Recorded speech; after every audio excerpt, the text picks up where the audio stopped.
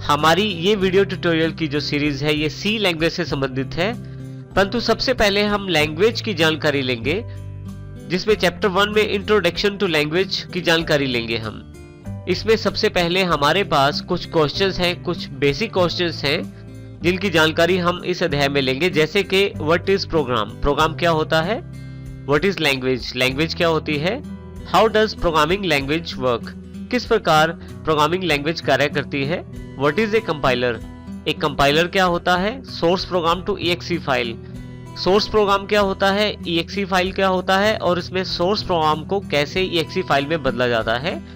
इस basic question को हम इस अपने पहले अध्याय में पढ़ेंगे और फिर जानकारी लेंगे इन सबके बारे में विस्तार रूप से और किस प्रकार से ये सभी सी लैंग्वेज के लिए बहुत ही इंपॉर्टेंट रहते हैं। सी लैंग्वेज में कार्य करने से पहले हमें इन सभी प्रश्नों के उत्तर की जानकारी होनी चाहिए।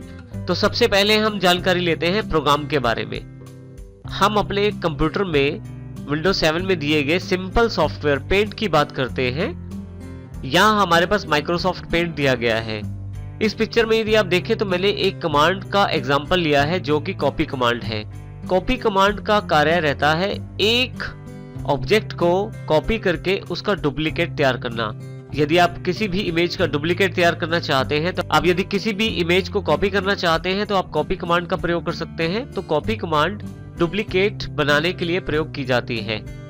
माइक्रोसॉफ्ट पेंट में ये सबसे बेसिक कमांड्स में से एक है। इसी तरह से मैंने एक दूसरी कमांड का उदाहरण लिया है जो कि कट कमांड है।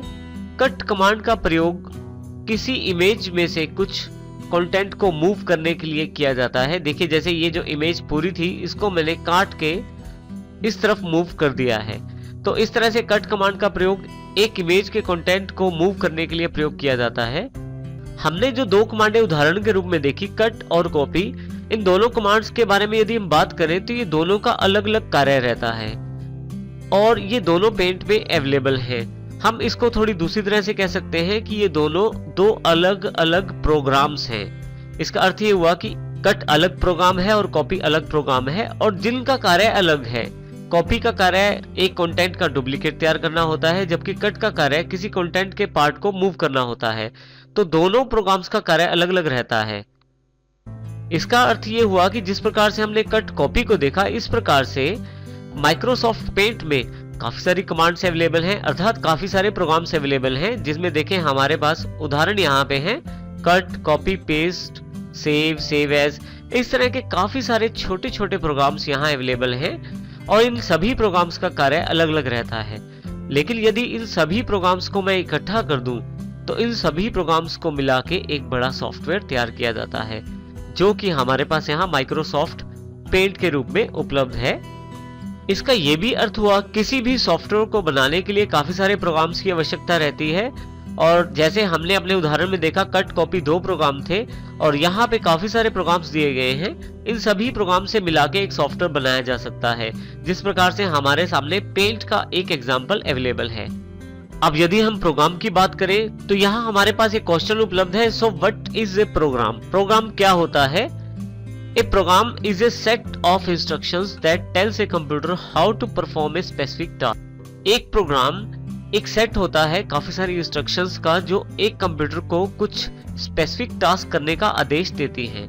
इसका अर्थ ये हुआ कि कट प्रोग्राम अलग कार्य करता है, उसकी सेट ऑफ इंस्ट्रक्शंस अलग है, और कॉपी अलग कार्य करता है, उसकी सेट ऑफ इंस्ट्रक्शंस अलग है। और इस प्रकार से हम काफी सारे प्रोग्राम बना सकते हैं और ये सभी प्रोग्रामों का मुख्य कार्य कंप्यूटर से किसी न किसी कार्य को लेना होता है और सबका कार्य भी अलग अलग रहता है, जिसमें कंप्यूटर को अलग अलग तरह की टास्क करनी पड़ती हैं, अलग अलग तरह के कार्य करने पड़ते हैं और ये कार्य प्रोग्राम के अनुसार, प्रोग्राम की सेट ऑफ इंस्ट्रक्शंस के अनुसार होते हैं। अब नेक्स्ट क्वेश्चन हमारे पास ये है कि प्रोग्राम किस प्रकार बनाए जा सकते हैं। हमने यहाँ कट का एग्जांपल लिया, कॉपी का एग्जांपल लिया, उसके अलावा भी हमारे पास सेव, सेव एज, काफी सारी कमांड्स या प्रोग्राम अवेलेबल थे। तो ये प्रोग्राम किस प्रकार बनाए जा सकते हैं? प्रोग्राम्स बनाने के लिए हमें प्रोग्रामिंग लैंग्वेजेस की जानकारी होना आवश्यक है। प्रोग्रामिंग लैंग्वेजेस एक ऐसा माध्यम है जिससे हम अपने प्रोग्राम बना सकते हैं। तो नेक्स्ट क्वेश्चन हमारे पास जो उपलब्ध है वो है what is A programming language. Programming language क्या है?